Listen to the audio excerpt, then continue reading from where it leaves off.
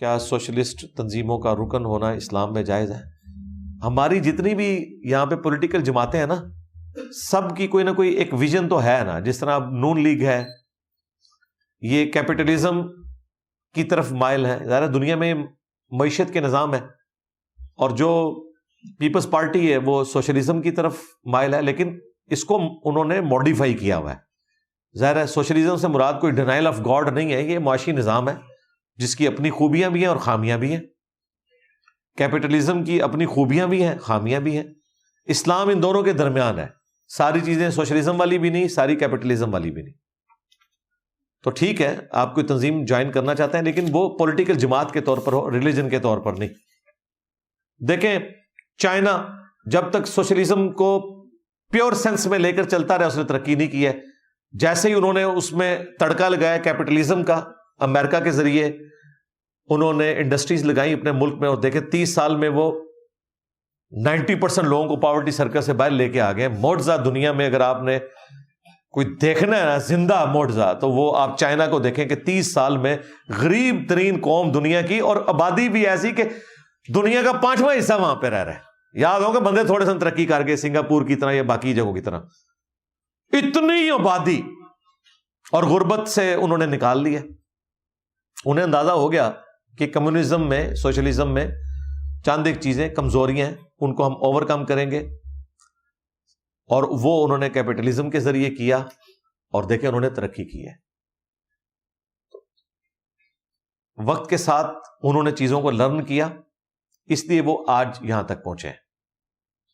باقی لوگوں کو چونکہ ہسٹری پتہ نہیں ہے، اس لیے لوگ آ کے نا مطلب عجیب و غریب قسم کی باتیں کرتے ہیں، اور انسان کو بڑا دکھ ہوتا ہے کہ پڑھے لکھے لوگ بھی ایسی باتیں کرتے ہیں جس کا نہ کوئی ہسٹری سے تعلق ہوتا ہے، نہ کوئی حقیقت سے تعلق ہوتا ہے.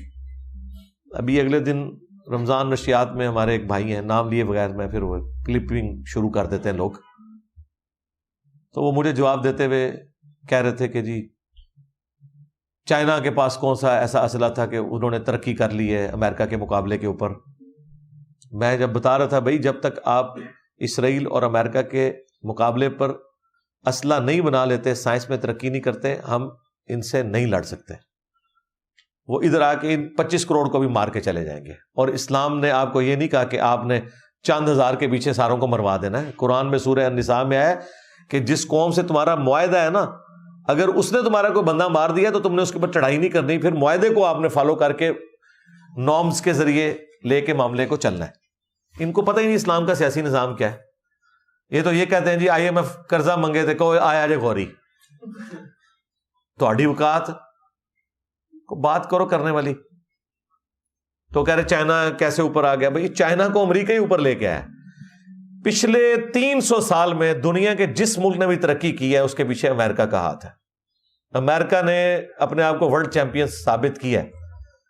1776 میں امریکہ آزاد ہوا ہے گریٹ برٹن سے، اور اس آزادی میں بھی فرانس نے کردار ادا کیا تھا. فرانس نے اپنی جنگ کا بدلہ لیا تھا. فرانس کو ایک جنگ میں شکست ہوئی تھی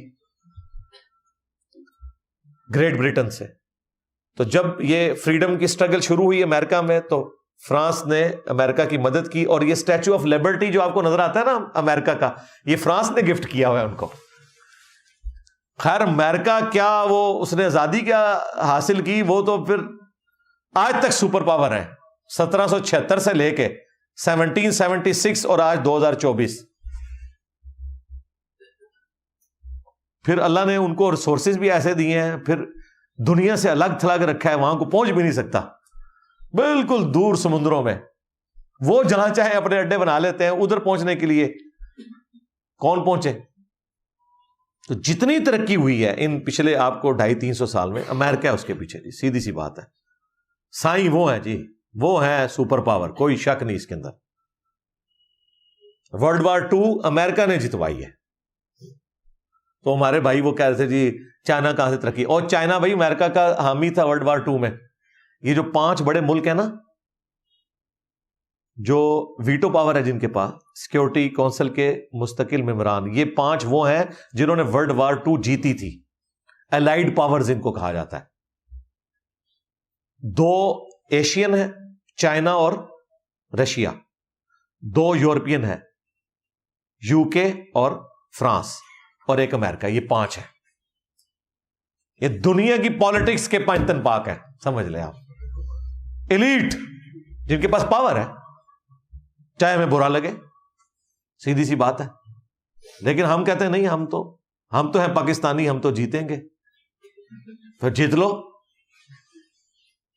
محنت بھی نہیں کریں گے، ہم جیتیں گے کیونکہ ہم تو ہیں پاکستانی، ہم تو جیتیں گے. اور بھائی اللہ تو نہیں یہ کہتا، اللہ تو کہتا ہے لیس للانسان الا ما سعی. انسان کے لیے وہی ہے جس کے لیے وہ کوشش کرتا ہے، دنیا میں بھی آخرت میں بھی. ہاں تقدیر پھر بھی غالب آ سکتی ہے امتحان کے طور پر، جو آپ کوشش کریں نہ ملے. جو مولا علی کا قول ہے، میں نے اپنے ارادوں کے ٹوٹنے سے اللہ کو پہچانا ہے. سب کچھ ٹھیک تھا، رزلٹ میرے حق میں نہیں آیا، اللہ کی مرضی. یہ بھی ہو سکتا ہے. تو پھر وہ مثال دے رہے ہیں جی جاپان. بھائی جاپان کی ساری ترقی امریکہ نے کروائی ہے، اور جاپان ورلڈ وار 2 سے پہلے بھی ترقی یافتہ ملک تھا. پرل ہاربر کے اوپر جب حملہ کیا انہوں نے، دیکھا اس زمانے میں ان کے پاس کتنے جہاز تھے. ٹوئٹا کار اس وقت امریکہ جاپان سے لیتا تھا ورلڈ وار 2 سے پہلے. ٹوئٹا دنیا پہ چھائی ہوئی تھی. ہونڈا تو بعد میں آئی نا، جب ورلڈ وار 2 میں غربت آ گئی اور لوگ کار افورڈ نہیں کر سکتے تھے. ہونڈا نام کا حضرت ہونڈا تھے، ایک ان کا نام تھا ہونڈا. حضرت ہونڈا نے پھر کہا کہ ٹھیک ہے گاڑیاں تو نہیں، اس نے پرانے انجن جو ہے وہ موٹر بائکس میں لگا کے، تو سائیکل کو موٹر بائک بنا کے، تو اس طرح سلسلہ پھر آہستہ آہستہ گاڑیاں بنانی شروع کی. آج حضرت ہونڈا کا فیض پوری دنیا میں. حضرت ٹوئٹا کو بھی پیچھے چھوڑ دیا. تو جاپان تو اس وقت بھی ترقی کر گیا تھا. پاکستان نے تو آج تک ترقی کی نہیں نا. ترقی کے بعد ان پہ زوال آیا جو ورلڈ وار 2 میں وہ جنگ ہارے. لیکن چونکہ ان کے اوپر 2 ایٹم بم گرے تھے، پھر دنیا کی ہمدردی ان کی طرف ہوئی. پھر تھوڑی سی اشک پوشی کی امریکہ نے بھی کہ آپ کے ساتھ زیادتی ہوئی ہے، چلے میں آپ کو فنڈ کروں گا. پھر جاپان کو انہوں نے قرضہ دیا، اور اس زمانے میں پاکستان نے بھی قرضہ دیا ہوا ہے جاپان کو. آپ کو پتہ ہے جاپان بالکل ہی رہ گیا تھا نا، تو پاکستان نے قرضہ دیا تھا جاپان کو. آج تک ہم فخری بتاتے ہیں، بس ہمارے پاس یہی ہے جی. ایمریٹس جو ہے وہ پی آئی اے نے لانچ کی تھی، اور پی آئی اے نے ادو کی تھی لانچ. ہوں کتنے جے اور پرانی گلا یاد کر کر کے روو. تو جاپان میں ساری انویسٹمنٹ امریکہ نے کی، کرتے کرتے ترقی کر کے آج امریکہ کو پیچھے چھوڑ گئے ہیں وہ ٹیکنالوجی میں. تو بھائی وہی ہیں غوث وقت امریکہ ہے.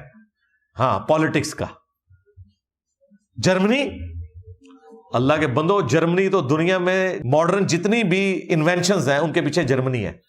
خواہ وہ کیمسٹری کی فیلڈ میں ہو، میکینیکل کی فیلڈ میں ہو،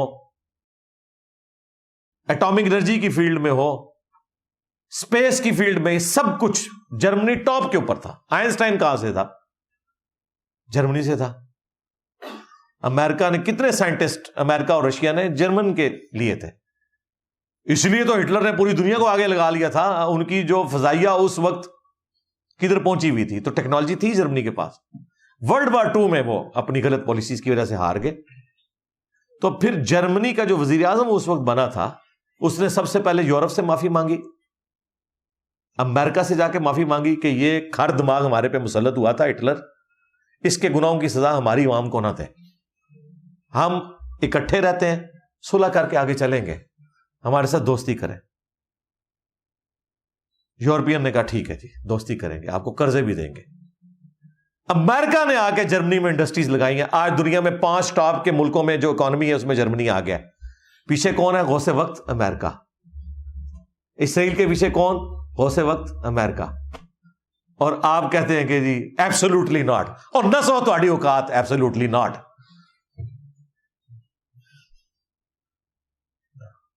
آپ کو اس کے پیچھے لگایا، بعد میں وہاں ایک فرم ہائر کر لی کہ امریکہ سے ہماری دوستی کرا دو، اور اس کو ڈالرز پے کرنا شروع کر دیے. جو آتا ہے قوم کو نا ٹرک کی بتی کے پیچھے لگا کے چلا جاتا ہے. پتہ ان کو بھی ہوتا ہے کہ ہم ان کو ٹرک کے پیچھے لگا رہے ہیں. وہ صرف ان کو پتہ ہے، جیسے انڈیا میں جب الیکشن ہونے والے ہوتے ہیں نا تو پاکستان کے خلاف کمپین چلے گی. پاکستان کے خلاف انڈیا کو کمپین چلانے کی کیا ضرورت ہے؟ پاکستان تو اپنے بوجھ کے تلے خود دبا ہوا ہے. مرے ہوئے کو کس نے مار کے مردہ متھے لوانا ہے کہ بھئی کفن دفن کا بھی بندوبست کرنا پہ جائے؟ انڈیا کا دماغ خراب ہے. ہم خود اپنے آپ کو مارنے کے لیے کافی ہیں. اور یہ میں درد کے طور پہ باتیں کر رہا ہوں, مذاق نہیں اڑا رہا, درد کے طور پر. ہم کوئی غلام ہے؟ جی آپ غلام ابن غلام ہے, بالکل غلام ہے, کوئی شک نہیں ہے. صرف ان کی مہربانی ہے کہ انہوں نے غلامی کا ٹیگ آپ سے ہٹایا ہوا ہے. ادروائز بھائی جب امپائر دوسرے ملکوں پہ قبضہ کرتی ہے پھر امپائرز کی مرضی چلتی ہے. اس دفعہ چونکہ ایک تھوڑا ڈفرنٹ ہو گیا سٹائل کے ورلڈ وار 2 جیتنے کے بعد بجائے یہ کہ امریکہ, یو کے, چائنا, فرانس اور رشیا پوری دنیا کو بانٹ لیتے کہ جی ہندوستان آپ لے لیں, فلاں ہم لے لیں, اس دفعہ ان کا نہیں یار, ان کو آزادی دو آزادی, اوپر ہم ہوں گے, نیچے یہ اپنی بنا لیں جو کچھ کرنا ہے. اوورال اقوام متحدہ ہماری ہوگی. اس لیے دیکھیں ویٹو پاور 5 کو ہے, انڈیا کو کیوں نہیں دے رہے؟ مجھ سے اگر پوچھا جائے نا 6 نمبر پہ اگر کوئی ویٹو پاور کا حقدار ہے تو انڈیا ہے. دنیا کی 5واں حصہ آبادی کا انڈیا میں. اور آپ کو اب میں بتاؤں آج کے فکر یہ ہے کہ انڈیا کی آبادی چائنا سے بڑھ گئی ہے. جی چائنا 1 ارب اور 48 کروڑ ہے, اور جو انڈیا ہے وہ اس کو کراس کر چکا ہے, 49 ہے یا 1.5 ارب کے قریب. تو دنیا کا سب سے بڑا ملک اسے ویٹو پاور نہیں وہ دے رہے. ہم خوش ہیں ساڈی وجہ وہ تہاڈی کیا اوقات ہے, تہاڈی وجہ نہیں دے رہے. وہ کہتے ہیں یہ تو ہمارے غلام ہیں, ان کو ہم کدھر ویٹو پاور دیں, ان کو تو ہم نے آزاد کیا تھا, ملکہ عالیہ نے ہمیں آزاد کیا تھا.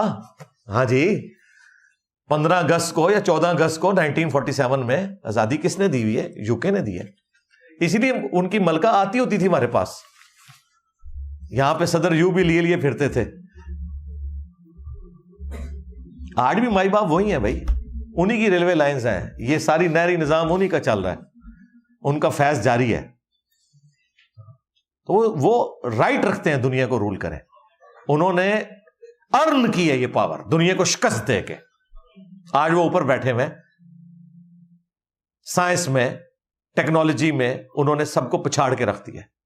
تو چونکہ ورلڈ وار 2 کے بعد اب قوموں یعنی نیشنز کی بنیاد کے اوپر ملک بنے ہیں, اس لیے انہوں نے اوورال پاور اپنے پاس رکھی ہوئی ہے. کسی کو ویٹو پاور نہیں دیں گے, یہ ذہن میں رکھیے گا.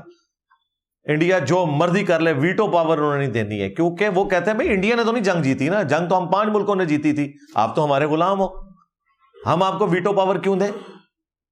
ایسے نہیں ہوگا. ہاں مستقبل میں کبھی انصاف پر آ گئے تو یقیناً حق بنتا ہے, جو دنیا میں سب سے بڑی اس وقت آبادی کے لحاظ سے بھی اور اکانومی میں بھی اوپر جا رہا ہے, ان کا رائٹ بنتا ہے, اور کئی ملکوں کا رائٹ بنتا ہے. ہم تو بہت نیچے آتے ہیں بھائی, سیدھی سی بات ہے. بہرحال یہ ہے ساری صورتحال.